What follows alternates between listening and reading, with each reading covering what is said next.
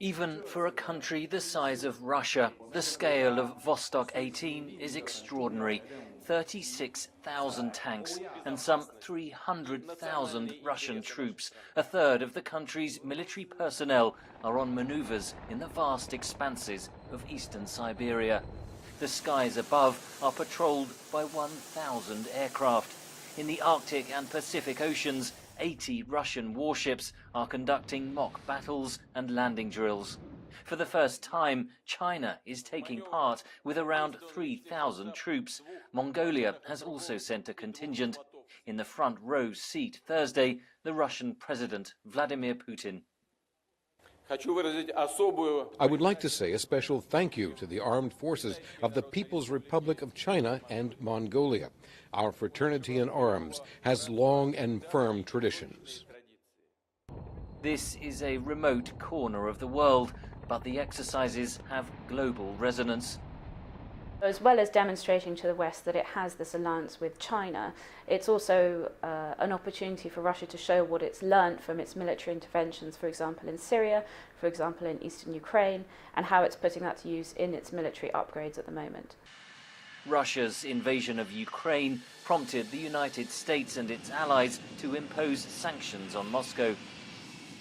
The Western sanctions, which have been in place since 2014 on the Russian economy, have damaged Russia's ability to get, for example, military components that it used to get from its Western partners. And so Russia's military, in the meantime, is undergoing a 10-year-long renovation and upgrade. And so to pay for those parts, Russia is going to need to find alternative partners. The exercises coincide with the Eastern Economic Forum in Vladivostok, with China engaged in a spiraling trade war with the United States. Analysts say Moscow spies an opportunity to deepen relations with Beijing. They're politically becoming very close.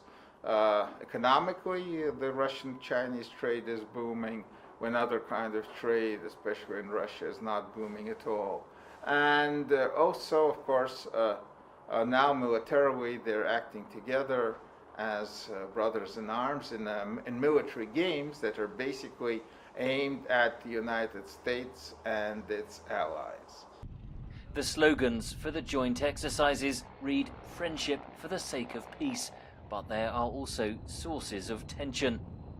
Particularly the Belt and Road initiative of China's that sort of bypasses Russia, especially because China is quite interested in countries like Ukraine and Belarus and using its infrastructure as a gateway to Europe.